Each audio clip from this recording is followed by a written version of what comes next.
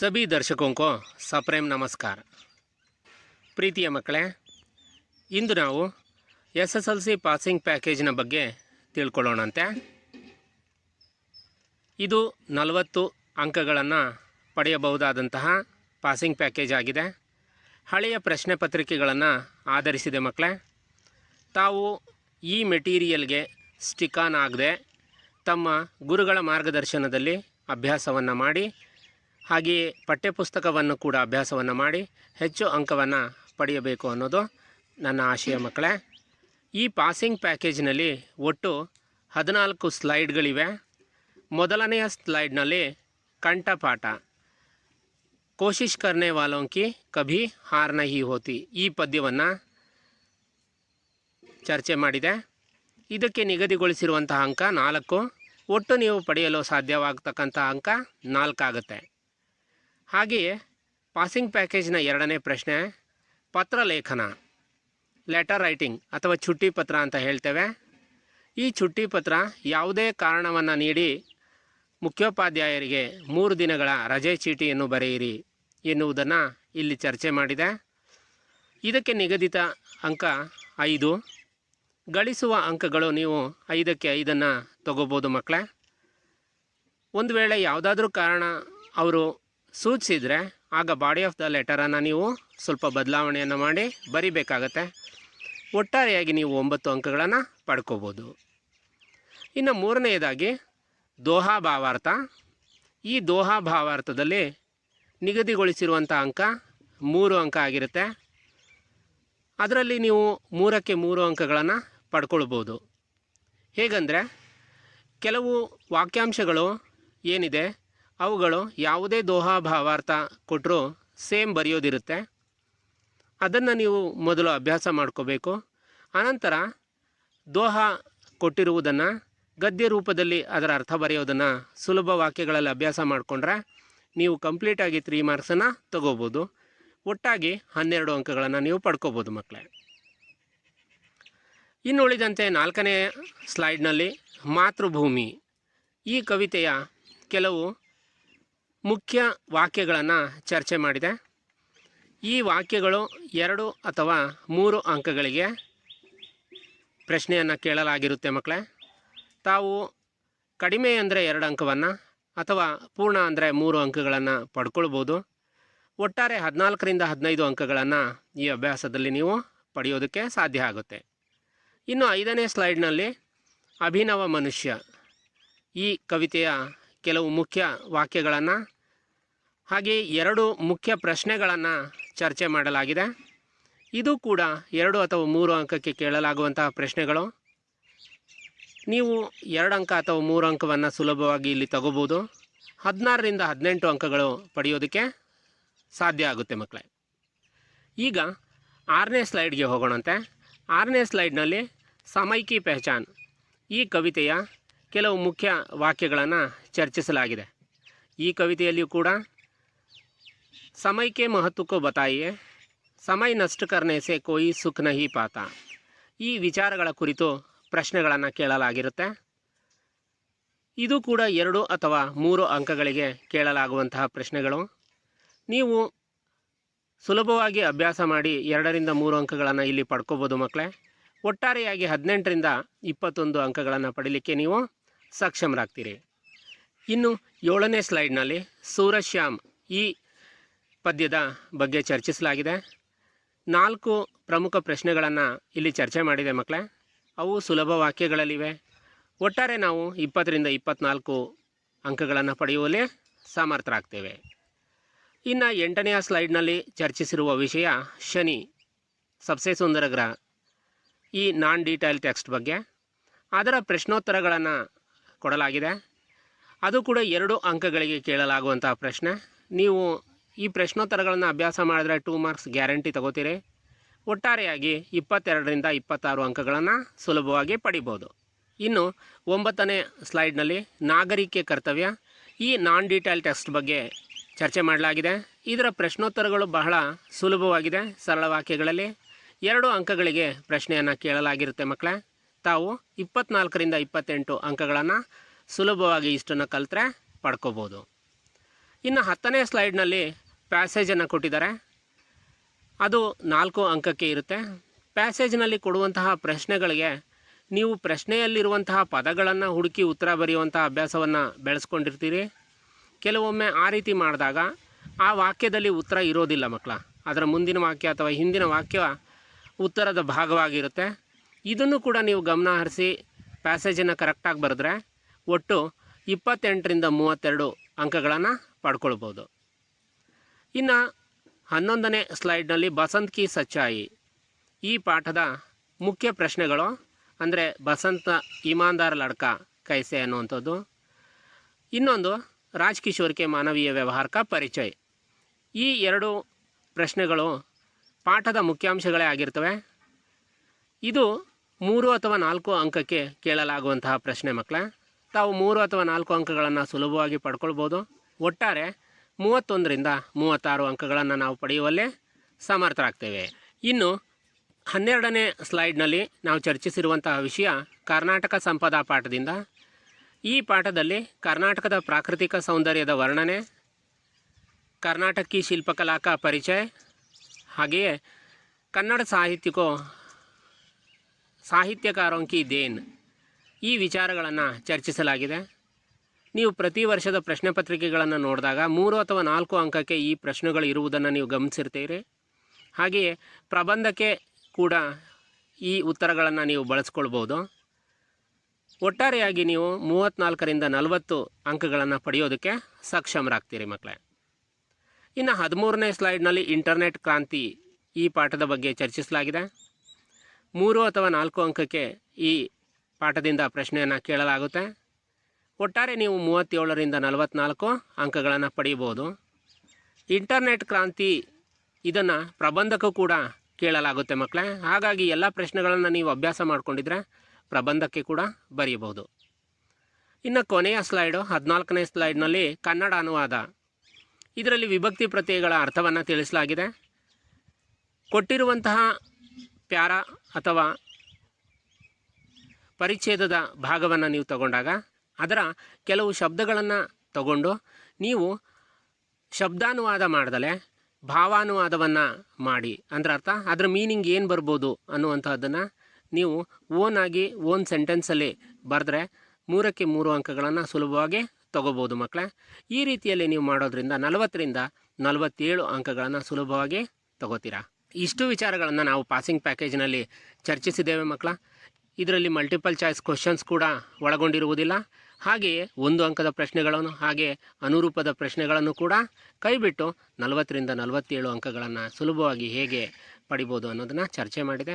ಈಗ ಒಂದೊಂದಾಗಿ ಎಲ್ಲ ಸ್ಲೈಡ್ಗಳನ್ನು ನಾವು ಚರ್ಚೆ ಮಾಡೋಣ ಅಂತೆ. ಇದರೊಂದಿಗೆ ಇನ್ನು ಉಳಿದಂತಹ ಪಾಠಗಳು ಗಿಲ್ಲು ಆಗಿರ್ಬೋದು, ಈಮಾನ್ದಾರಂಕೆ ಸಮ್ಮೇಳನ ಆಗಿರ್ಬೋದು, ಬಾಲಶಕ್ತಿ ಎಲ್ಲವನ್ನೂ ಕೂಡ ಅಭ್ಯಾಸ ಮಾಡಿಕೊಂಡು ತಾವು ಔಟ್ ಅಂಕವನ್ನು ಪಡ್ಕೊಳ್ತೀರಿ ಅಂತ ಆಶಿಸ್ತಾ ಈಗ ನಾವು ಒಂದೊಂದೇ ಸ್ಲೈಡನ್ನು ಅಭ್ಯಾಸ ಮಾಡೋಣ ಮಕ್ಕಳೇ. ಮೊದಲಿಗೆ 4 ಅಂಕಕ್ಕೆ ಕೇಳಲಾಗುವಂತಹ ಪ್ರಶ್ನೆ ಏನಿರ್ಬೋದು ಹೇಳಿ ನೋಡುವ. Very good. ಪದ್ಯ ಕಂಠಸ್ಥ್ಯ, ಪದ್ಯವನ್ನು ಕಂಠಪಾಠ ಮಾಡುವುದು. ಈಗ ಅಭ್ಯಾಸ ಮಾಡೋಣಂತೆ.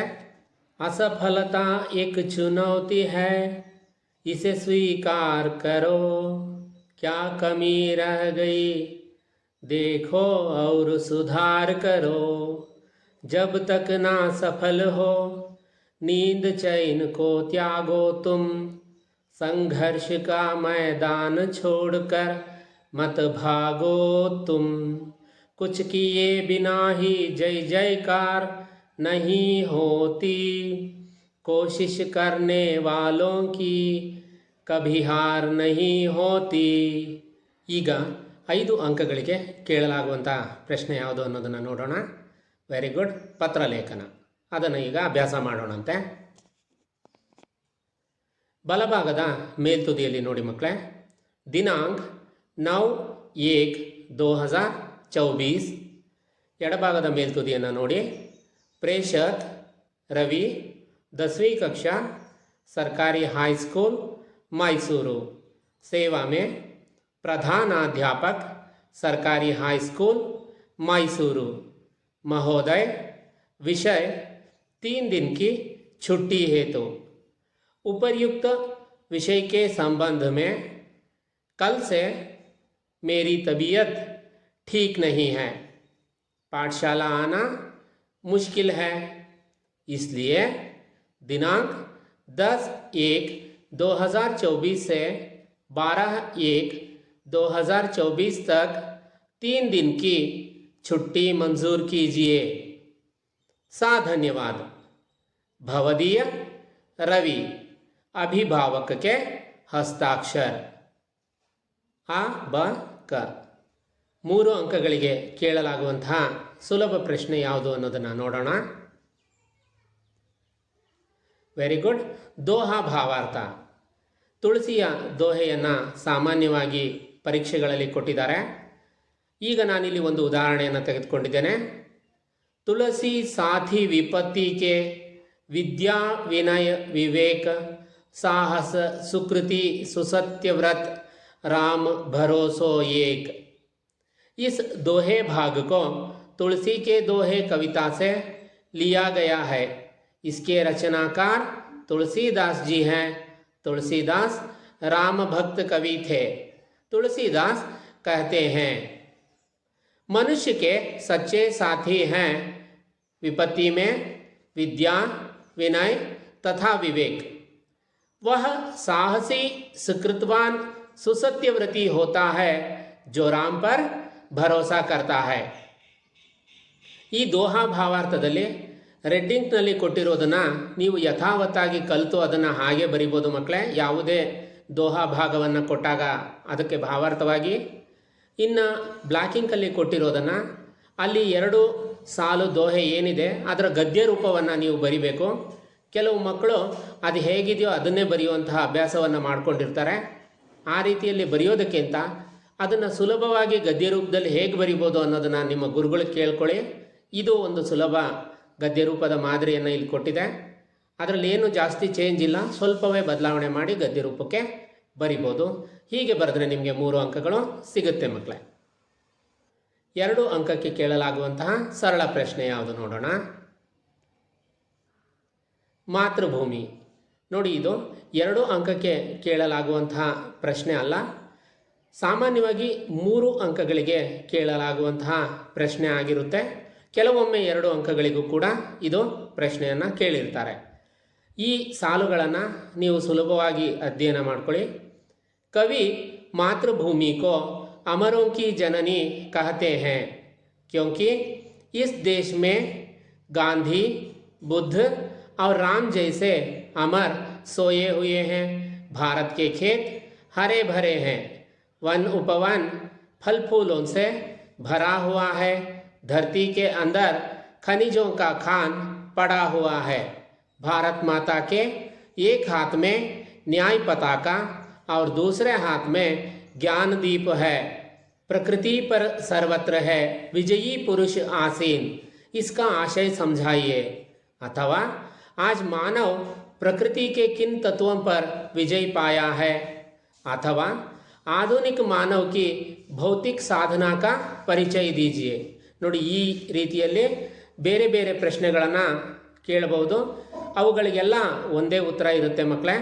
2 ಅಂಕಗಳಿಗೆ ಸರಳವಾಗಿ ಕೇಳಿದರೆ ಇಷ್ಟು ಉತ್ತರಗಳನ್ನು ನೀವು ಬರಿಬೋದು.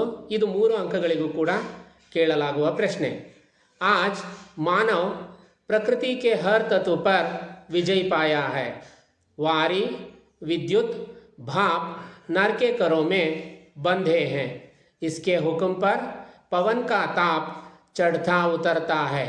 वह सरित, गिरि, सिंधु को एक समान लांघ सकता है। दिनकर जी के अनुसार मानव का सही परिचय क्या है। कवि कहते हैं, जो मानव दूसरे मानव से प्रेम का रिश्ता जोड़कर आपस की दूरी को मिटाएं, वही मानव कहलाने का अधिकारी होगा। समय की पहचान. ಈ ಪದ್ಯಭಾಗದಿಂದಲೂ ಕೂಡ ಸರಳವಾದಂತಹ ಪ್ರಶ್ನೆಯನ್ನು ಕೇಳಿರ್ತಾರೆ.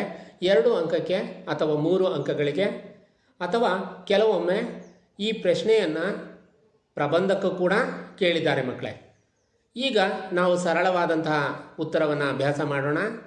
समय नष्ट करने से कोई सुख नहीं पाता, समय का सदुपयोग करने से सुख की प्राप्ति संभव है। समय को व्यर्थ में खोकर पा नहीं सकते। जो काम करना है अभी करना है, कल का भरोसा नहीं। यह समय ईश का दिया हुआ अनुपम धन है। चित्त लगाकर काम करना चाहिए। कृष्ण बलराम के साथ खेलने क्यों नहीं जाना चाहता? कृष्ण बलराम के साथ खेलने जाना नहीं चाहता क्योंकि बलराम कृष्ण के कालेपन पर चिढ़ाता है, साथियों के साथ मिलकर सताया करता है। बलराम कृष्ण के माता पिता के बारे में क्या कहता है? बलराम कृष्ण के माता पिता के बारे में बताता है कि वे दोनों बड़े गोरे हैं। फिर कृष्ण कैसे सांवला हो गया? बलराम यह भी कहता है कि उसके माता पिता ने कृष्ण को मोल लिया है। कृष्ण अपनी माता यशोदा के प्रति क्यों नाराज है? कृष्ण यशोदा के प्रति नाराज है। इसका कारण है यशोदा बलराम को डांटती नहीं है। यशोदा हमेशा कृष्ण को ही मारना सीखा है। यशोदा कृष्ण के क्रोध को कैसे शांत करती है? यशोदा कहती है, हे कृष्ण सुनो, बलराम चुगलखोर है। मैं गोधन की कसम खाकर कहती हूँ, मैं ही तेरी माता हूँ और तुम मेरे पुत्र हो। इस तरह कृष्ण के क्रोध को शांत करती है। शनि को शनैश्चर क्यों कहा जाता है? शनि अत्यंत मंद गति से सूर्य का एक चक्कर लगाता है। आकाश के गोल पर यह ग्रह बहुत धीमी गति से चलता दिखाई देता है, इसलिए शनि को शनैश्चर कहा जाता है। शनैश्चर का अर्थ क्या है? शनि किसका पुत्र है? शनैश्चर का अर्थ है धीमी गति से चलने वाला। शनि सूर्य का पुत्र है। शनि का निर्माण किस प्रकार हुआ? शनि का निर्माण हाइड्रोजन, हीलियम, मीथेन तथा एमोनिया गैसों से हुआ। शनि सौरमंडल का सबसे सुंदर ग्रह है। कैसे? शनि के चारों ओर वलय दिखाई देते हैं। प्रकृति ने इस ग्रह के गले में खूबसूरत हार डाल दिया है। यह प्रकृति का सबसे सुंदर ग्रह है। शनि को ठंडा ग्रह क्यों कहा जाता है? शनि ग्रह सूर्य से अधिक दूर है। बहुत कम सूर्य ताप उस ग्रह तक पहुंचता है, इसलिए शनि के वायुमंडल का तापमान शून्य के नीचे -150 डिग्री के आसपास रहता है। शनि एक अत्यंत ठंडा ग्रह है। शनि के उपग्रहों के बारे में लिखिए। शनि के 17 से अधिक उपग्रह हो सकते हैं। शनि का सबसे बड़ा चंद्र टाइटन। यह सौरव्यूह का दिलचस्पी उपग्रह है, जिसके सतह पर अंतरिक्ष यान को उतार सकते हैं। कार्य शिविर में किन किन कार्यक्रमों का आयोजन किया गया था? कार्य शिविर में कविता वाचन, कविता रचना, नाटक प्रदर्शन, टेराकोटा गुड़िया बनाना आदि कार्यक्रमों का आयोजन किया गया था। मीना मैडम ने छात्रों से अंत में क्या कहा? मीना मैडम ने छात्रों से कहा, राष्ट्र की रक्षा के लिए कटिबद्ध रहना चाहिए। सार्वजनिक संपत्ति को सुरक्षित रखना चाहिए। आज के बच्चे कल के नागरिक हैं, इसलिए अभी से इन कर्तव्यों का पालन करना चाहिए।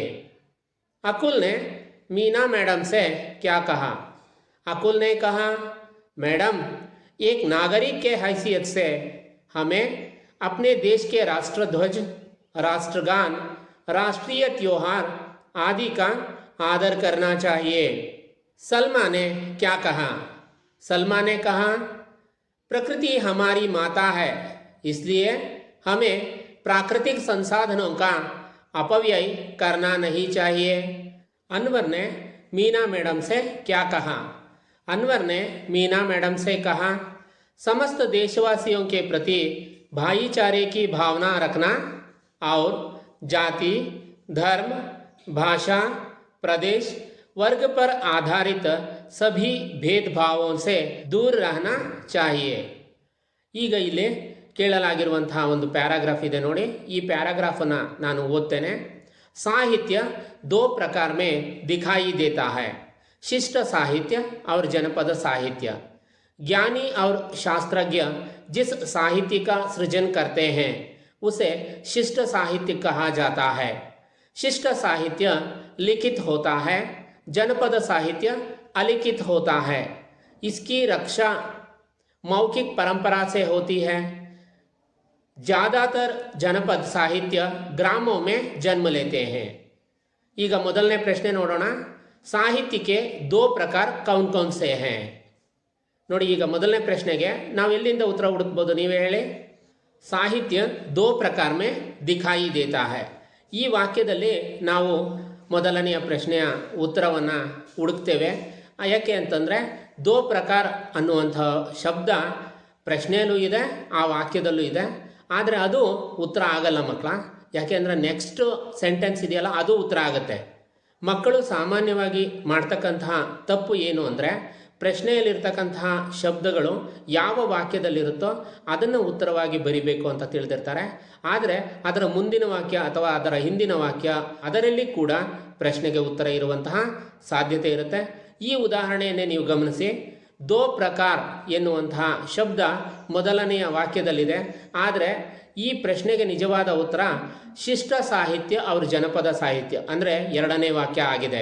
ಇದರ ಅರ್ಥ ನೀವು ಉತ್ತರವನ್ನು ಬರೀಬೇಕಾದ್ರೆ ಆ ಹೆಚ್ಚು ಶಬ್ದಗಳು ಎಲ್ಲಿ ಕಂಡುಬರುತ್ತವೆ ಆ ವಾಕ್ಯವನ್ನು ಮೊದಲು ಪತ್ತೆ ಮಾಡಿದ ನಂತರ ಅದರ ಉತ್ತರ ಆ ವಾಕ್ಯದ ಹಿಂದಿನ ಅಥವಾ ಮುಂದಿನ ವಾಕ್ಯದಲ್ಲಿ ಬೆರೆತಿದೆಯಾ ಅಂತ ನೋಡಿಕೊಂಡು ಅದನ್ನು ಕೂಡ ಸೇರಿಸಿ ಉತ್ತರವಾಗಿ ಬರೆದಾಗ ನಿಮಗೆ ಅದರಲ್ಲಿ ಪೂರ್ಣಾಂಕ ಸಿಗುತ್ತೆ. ಹೀಗೆ ಮಾಡಿದರೆ ನೀವು 4 ಅಂಕಗಳನ್ನು ಕಂಪ್ಲೀಟಾಗಿ ಪಡಿಬೋದು ಮಕ್ಕಳೇ. ಎರಡನೇ ಪ್ರಶ್ನೆ, ಶಿಷ್ಟ ಸಾಹಿತ್ಯ का सृजन कैसे होता है?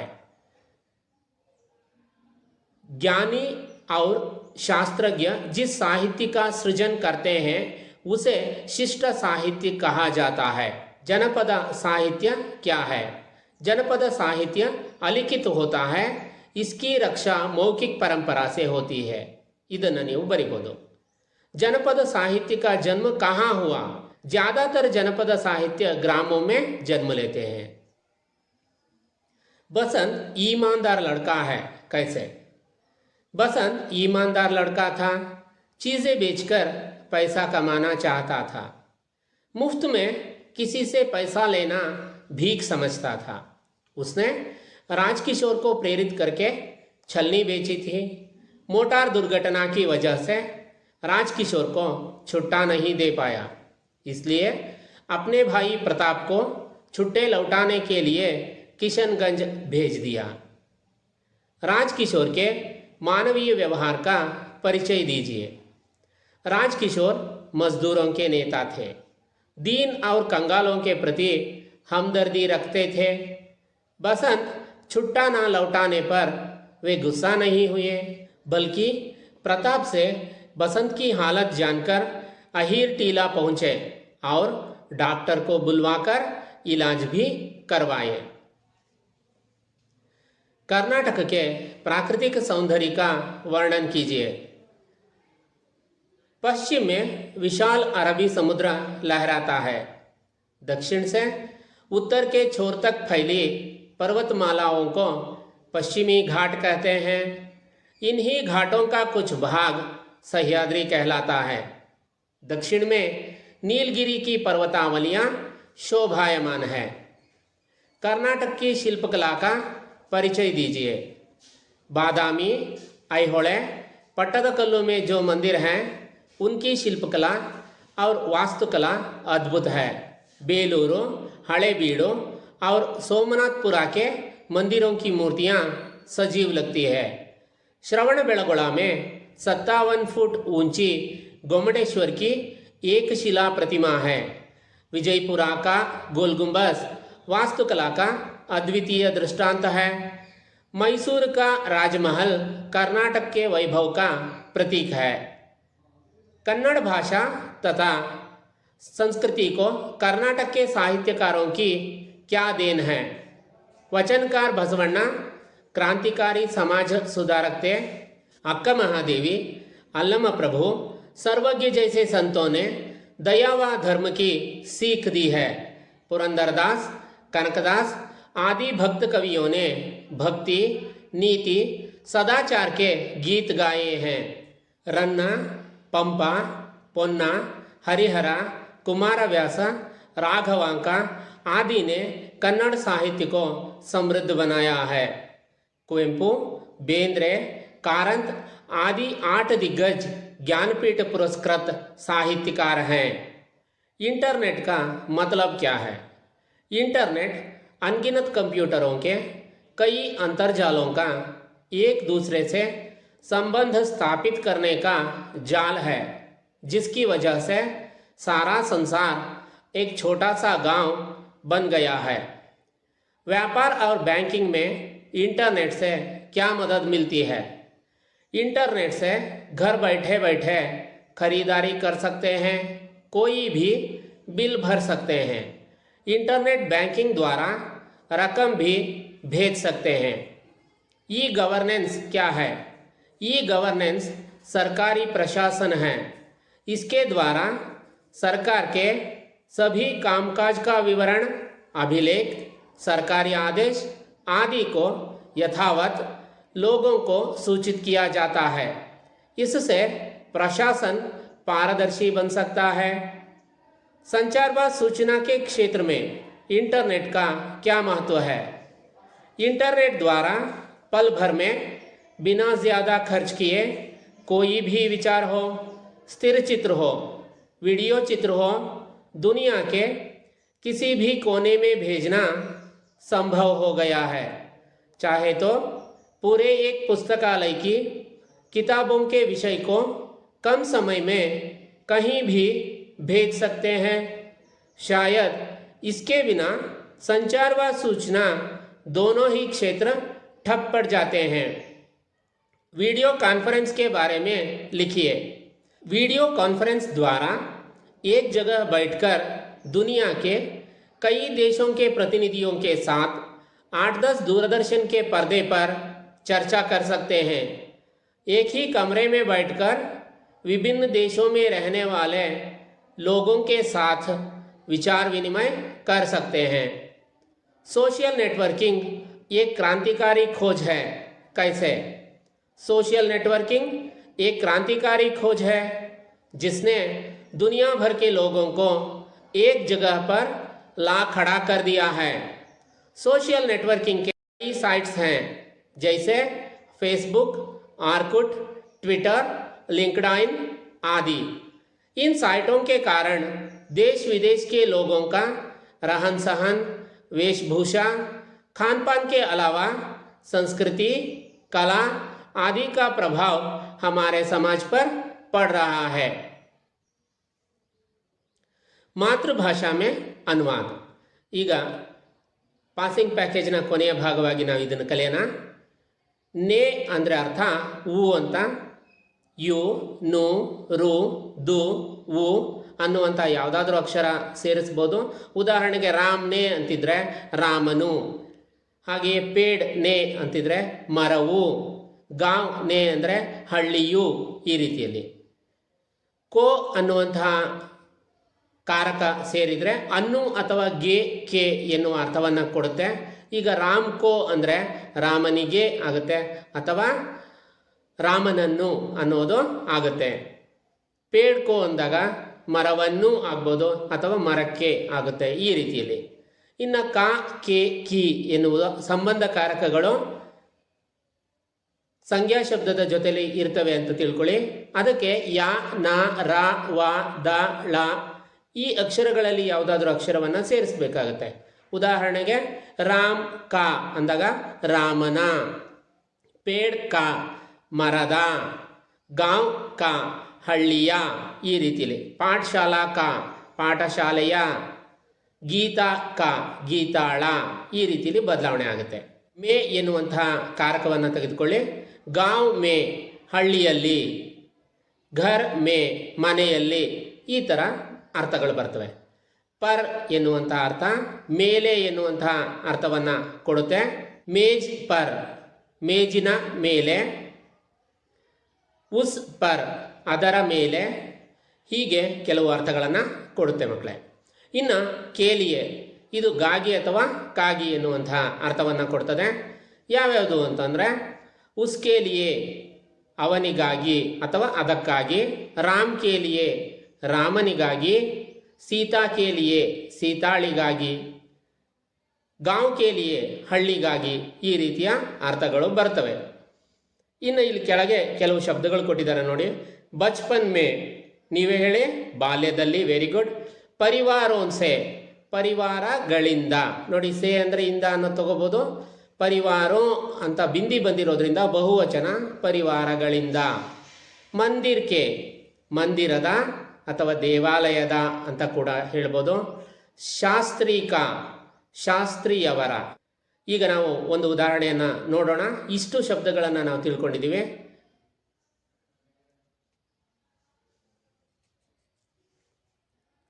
बचपन में मेरे 3 अच्छे दोस्त थे, रामानंद शास्त्री, अरविंदन और शिव प्रकाश. ये तीनों ब्राह्मण परिवारों से थे. रामानंद शास्त्री तो रामेश्वरम मंदिर के सबसे बड़े पुजारी पक्षी लक्ष्मण शास्त्री का बेटा था. ಈಗ ಈ ಕೆಳಗಿರುವಂತಹ ಶಬ್ದಗಳನ್ನು ಬಳಸಿಕೊಂಡು ಮಾತೃಭಾಷಾ ಅನುವಾದವನ್ನು ಮಾಡೋಣಂತೆ. ಬಚ್ಪನ್ ಮೇ ಮೇರೆ 3 ಅಚ್ಚೆ ದೋಸ್ತತೆ, ಬಾಲ್ಯದಲ್ಲಿ ನನಗೆ 3 ಒಳ್ಳೆಯ ಗೆಳೆಯರಿದ್ದರು. ರಾಮಾನಂದ ಶಾಸ್ತ್ರಿ, ಅರವಿಂದನ್ ಮತ್ತು ಶಿವಪ್ರಕಾಶ್. ಯೇ ತೀನೋ ಈ 3 ಬ್ರಾಹ್ಮಣ ಪರಿವಾರೋನ್ಸೆ ಥೇ ಬ್ರಾಹ್ಮಣ ಪರಿವಾರಗಳಿಂದ ಆಗಿದ್ದರು. ರಾಮಾನಂದ ಶಾಸ್ತ್ರಿ ತೋ ರಾಮಾನಂದ ಶಾಸ್ತ್ರಿಯವರು ರಾಮೇಶ್ವರಂ ಮಂದಿರ್ಗೆ ರಾಮೇಶ್ವರಂ ಮಂದಿರದ ಸಬ್ಸೆ ಬಡಿಯ ಪೂಜಾರಿ ಪ್ರಧಾನ ಅರ್ಚಕರಾದ ಪಕ್ಷಿ ಲಕ್ಷ್ಮಣ ಶಾಸ್ತ್ರೀಕ ಪಕ್ಷಿ ಲಕ್ಷ್ಮಣ ಶಾಸ್ತ್ರಿಯವರ ಬೇಟಾಥ ಮಗ ಆಗಿದ್ದರು. ಈ ರೀತಿಯಲ್ಲಿ ಕಾರಕಗಳ ಅರ್ಥವನ್ನು ತಿಳ್ಕೊಂಡ್ರೆ ಅದರಿಂದ ನಿಮಗೆ ಮಾತೃಭಾಷೆಯ ಅನುವಾದ ಮಾಡುವುದು ಬಹಳ ಸುಲಭ ಆಗುತ್ತೆ. ಹೀಗೆ 40 ಅಂಕಗಳಿಗೆ ನೀವು ಪಾಸಿಂಗ್ ಪ್ಯಾಕೇಜನ್ನು ಅಭ್ಯಾಸ ಮಾಡ್ಬೋದು. ಇಷ್ಟನ್ನು ಫೈನಲ್ ಮಾಡ್ಕೊಳ್ಳೋ ಹಾಗಿಲ್ಲ ಮಕ್ಕಳ. ತಾವು ಪಠ್ಯಪುಸ್ತಕವನ್ನು ಓದಿ ಹಾಗೂ ತಮ್ಮ ಗುರುಗಳ ಸಲಹೆಯನ್ನು ಪಡೆದು ಅವರ ಮಾರ್ಗದರ್ಶನದಲ್ಲಿ ಹೆಚ್ಚು ಅಂಕಗಳನ್ನು ಪಡೆಯಿರಿ ಅಂತ ಆಶಿಸ್ತೇನೆ. ಇಷ್ಟು ಸ್ಲೈಡ್ಗಳಲ್ಲಿ ಒಂದೊಂದು ಸ್ಲೈಡನ್ನು ಒಂದೊಂದು ದಿನಕ್ಕೆ ತಾವು ಅಭ್ಯಾಸ ಮಾಡಿದರೂ ಕೂಡ ತಮ್ಮಲ್ಲಿ ಪರೀಕ್ಷೆಯಲ್ಲಿ ಉತ್ತೀರ್ಣವಾಗುವಂತಹ ಒಂದು ಕಾನ್ಫಿಡೆನ್ಸು ಬರುತ್ತೆ ಅಂತ ನಾನು ಆಶಿಸ್ತೇನೆ ಮಕ್ಕಳೇ. ಈ ಪರೀಕ್ಷಾ ಸಾಮಗ್ರಿಯನ್ನು ತಾವು ಬಳಸ್ಕೊಳ್ತೀರಾ. ಹಾಗೆ ಮತ್ತಷ್ಟು ಹೆಚ್ಚು ಅಭ್ಯಾಸವನ್ನು ಮಾಡಿ ಹೆಚ್ಚು ಹೆಚ್ಚು ಅಂಕಗಳನ್ನು ಪಡಿತೀರಾ ಅಂತ ಆಶಿಸ್ತಾ ತಮ್ಮೆಲ್ಲರಿಗೂ ವಂದಿಸ್ತೇನೆ. ನಮಸ್ಕಾರಗಳು.